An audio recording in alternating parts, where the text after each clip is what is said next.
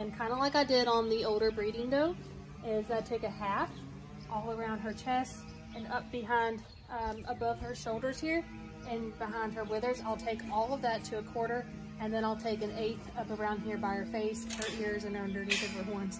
And then I'll take an eighth down here in between her chest floor and in between her forearms there. So that's kind of the main difference that I do on them.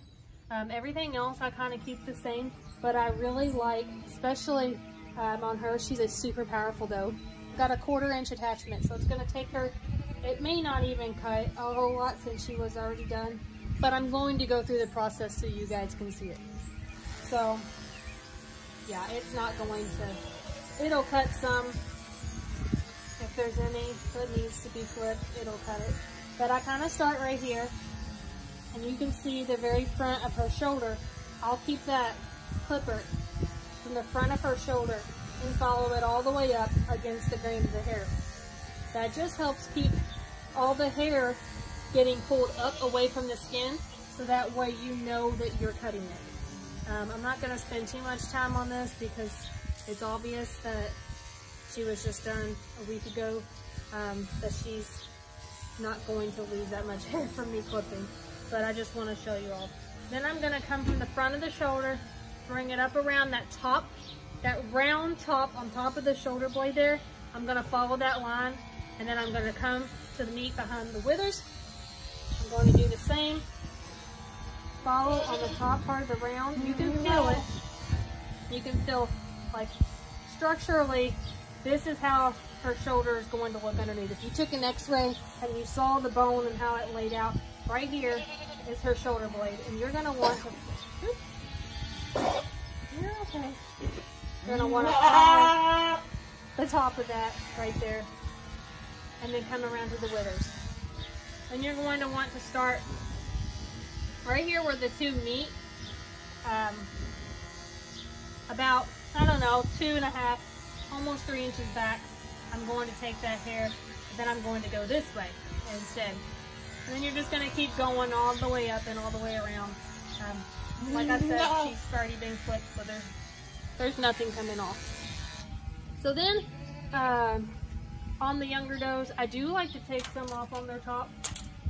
I don't like to take a whole lot. So I'm going to start with a 3/4 inch and put that over the tin blade there. And just to widen her out even more and enhance her top here and how impressive her top already is, it's going to be even more impressive because you're really going to be able to see the width visually, having the hair kind of cut down shorter. So I'm going to come in with a 3/4.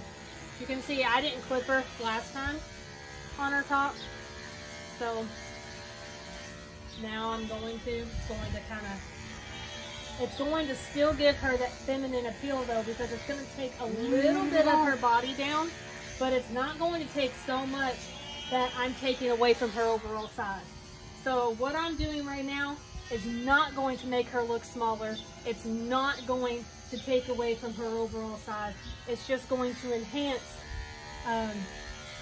that top line there. It's going to make it look wider. It's going to visually give you that sense that she's got an impressive top. She does have an impressive top, but it's going to catch your eye a lot more when you take away a lot of that hair.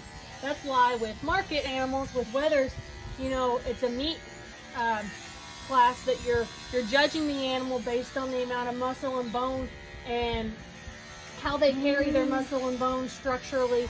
But that's why you shave all the hair down so you can see all the muscle and how it lays on the animal. So that's kind of what this is doing here. I go a little bit back behind her hip, I go a little bit back behind that, and then I'm going to go back and blend that, and I'll show you guys how I do that. So I'm going to take off my tin blade, and then you just press the button in, lean back, pull out. I'm going to put on my medium blending blade, my favorite blade. Everybody knows, I've stressed it a lot. This is my favorite. I'm going to brush. Sometimes I'll blow out. If there's a whole lot of hair, I'll take the blow dryer and I'll blow out the hair. But I'm going to brush all this loose hair that's been cut off that's just sitting there out of the way so I can see where my line falls. So I cut myself. You can see real well in the camera, but there's an obvious line here. There's an obvious line right here where I've taken the top line down shorter. I'm going to blend that using the medium blending blade. Let's see. Got most of that. So when I'm doing that, you're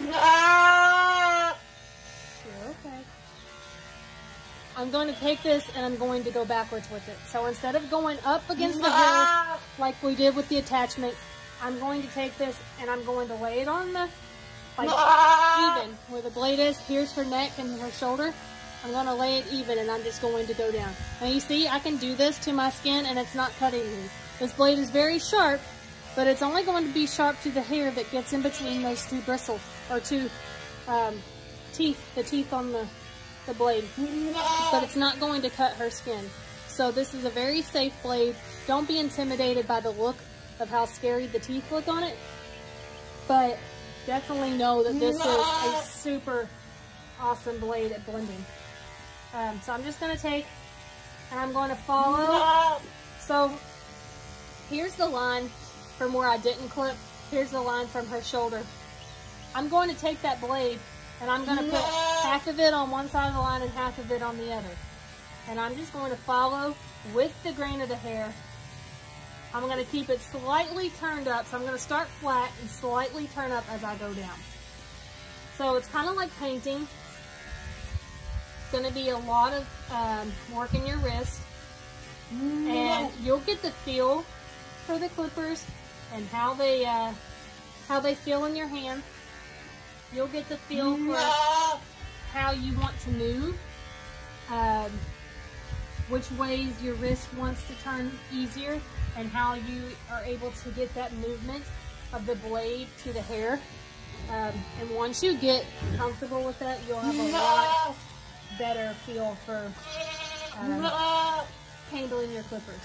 So you'll see me change my hand a lot. I get bored when I sit in the same position for too long. My hand wants to just constantly move. But I'm just starting flat, and then I'm kind of brushing like a paintbrush and brushing it away. And I'm starting a little bit above the line and I'm following below where I cut.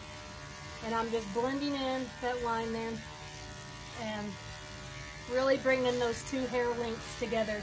So that way visually you don't see the difference as much between the two lengths of hair.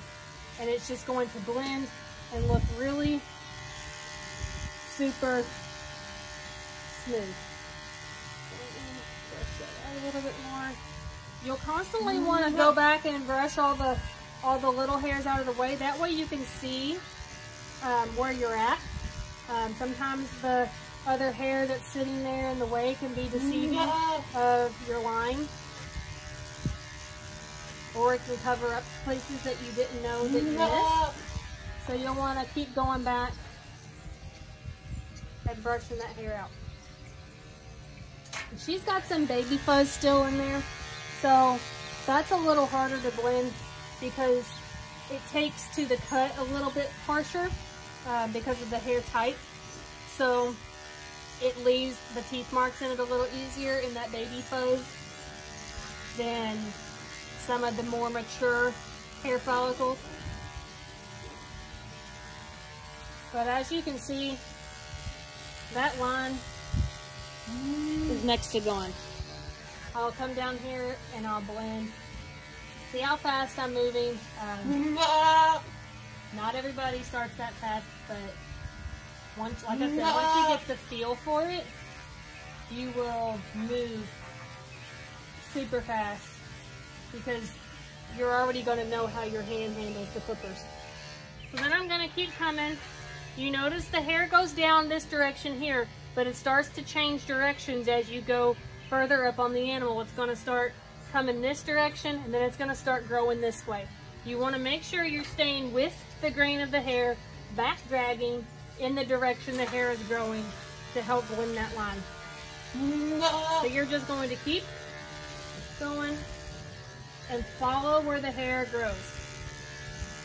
I hope you guys can see me, because now I'm kind of directly in front of the camera. No.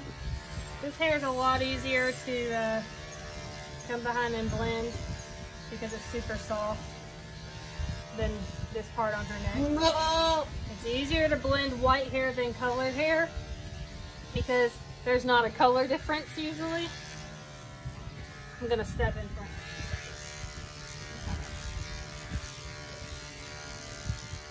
No. You notice that the way I'm standing too, I like to look down the animal and see what I can see from all angles. I like to look back at over top of her and look down. I like to look from the side. I like to step back from this direction and see what I notice. I like to be able to look from all angles and see what that line looks like from all angles, because it may look like it's blended from here, but you go in the front and you've got a line right here that you can't see from this side. So I just go and I'll follow this all the way down until I get the look that I want. Sometimes you have to work at it for a little bit. Because this blade is not an aggressive cutting blade and it doesn't take a lot of hair off at a time, you have to go and do several strokes several times for several minutes, and that's okay. That doesn't mean that you're not getting anywhere. It just means that a little bit goes a long ways.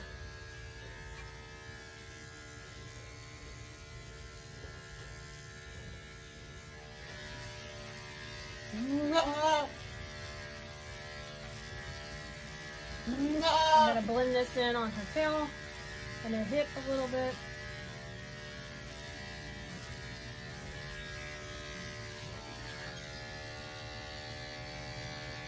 Let me zoom in a little bit more so that way you can see a little closer. Oops. Kind of the line.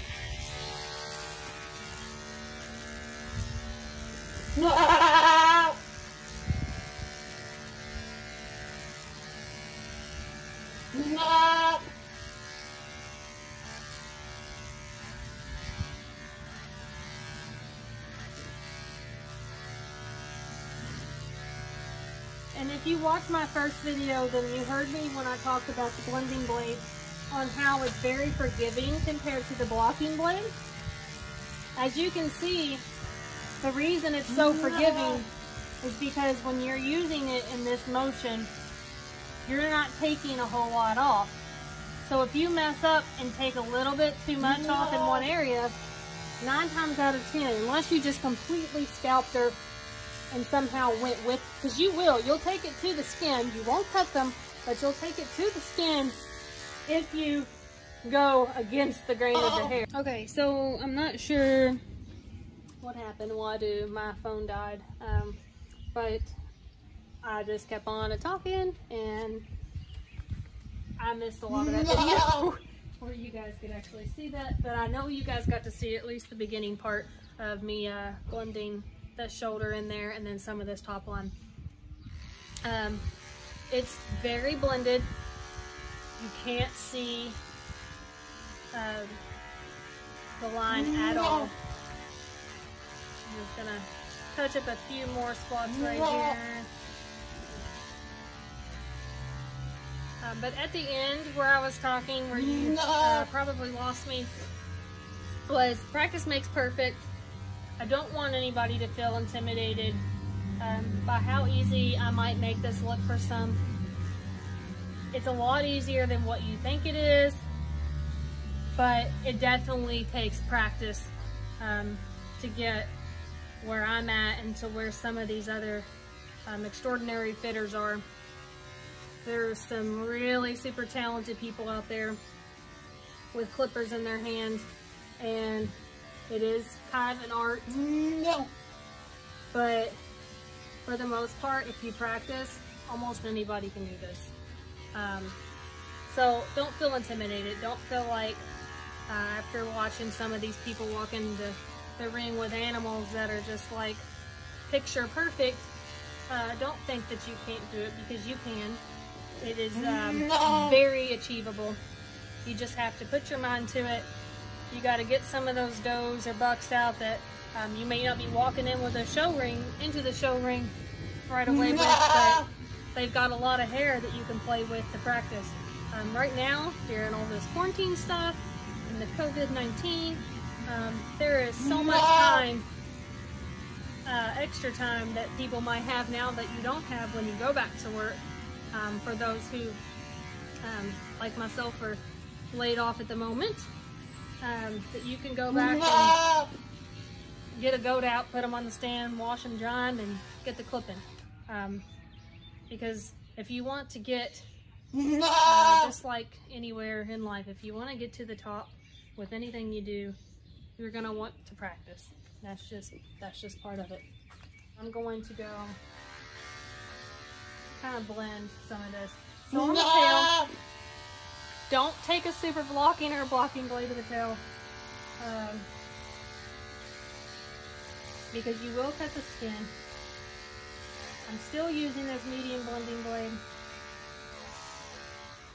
I'm not going to take all this hair off, but I am going to thin it out some and make it kind of look a little bit more uniform. I'm going backwards now, back dragging, kind of blending some of the top lines from before.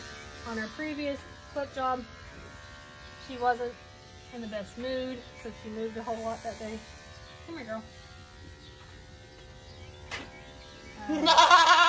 Sometimes for the ones that are really unruly, having a second person out here helps, because you've got somebody to help kind of keep them on this side and keep pushing them and adding pressure, so that way they're not going away.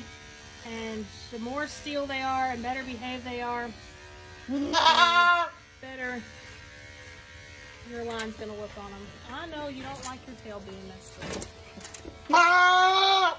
Okay, so had this been a blocking blade, you can cut the skin on their tail super easy. They've got super sensitive skin right here. Very easy to cut. A lot of little nerve endings in their tail. So you want to be very careful. I know, girl. But you're just wanting to create, you don't want to go too high up on the side of the tail, and if you accidentally do, with the blending blade, you can always blend that out. Another reason why I love this blade. Super forgivable.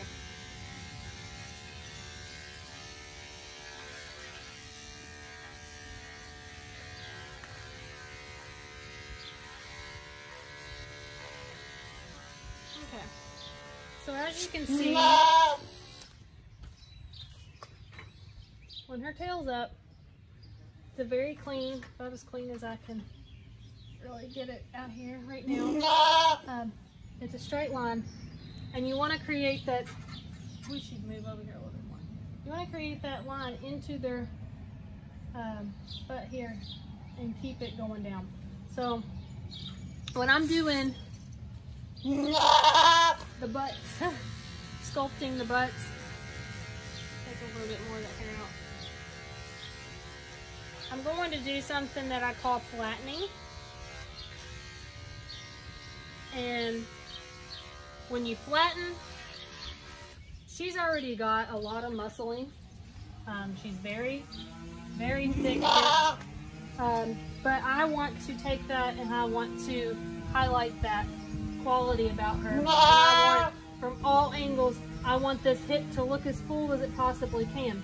Even though it's already got the muscle mass there, you can still do a lot with the hair into just taking that and highlighting that feature about her. So I'm going to take my clippers and I'm going to start up here and I'm going to do what I call flattening. It's before I sculpt, and I'm just going to go straight down ever so lightly. I'm not cutting off a whole lot of hair, but fixing this spot here where the hair is a little bit longer than I like for it to be. And I'm just taking this and flattening it. I'm not taking away from the roundness. She's still just as round right there. But when you come around from the back, when you flatten it and it's not so pointed with all that hair, then, and you flatten it, it's going to widen that, her hips. And so when you come from the back, it's really going to be, she's going to look blown apart.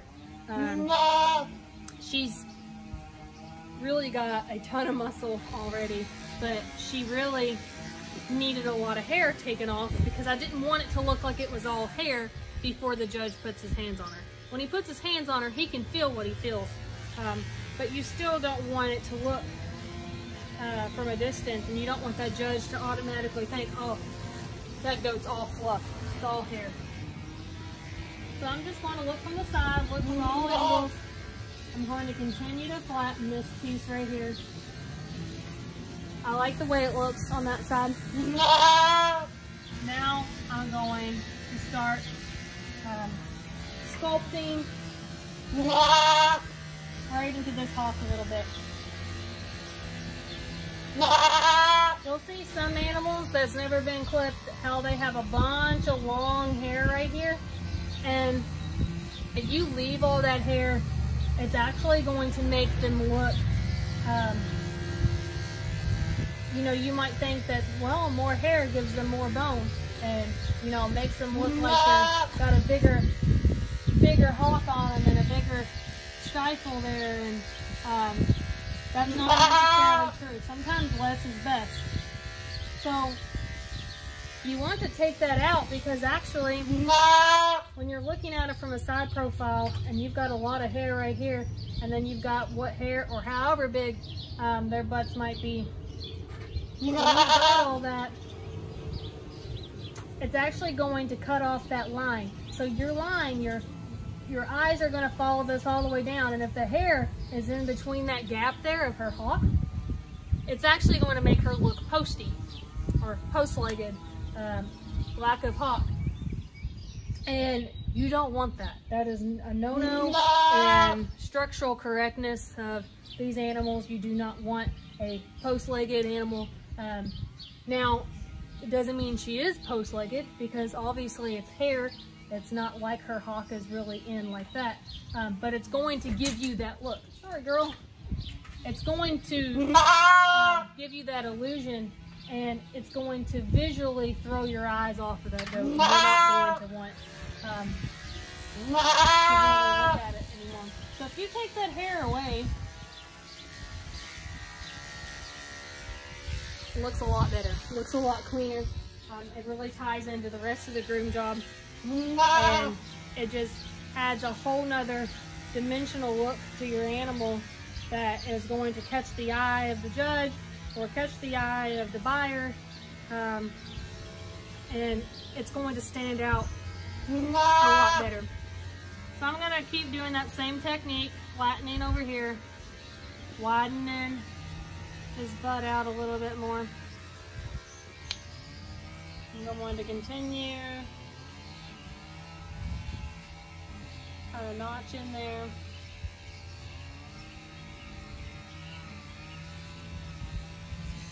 So, okay, so I like the way that looks.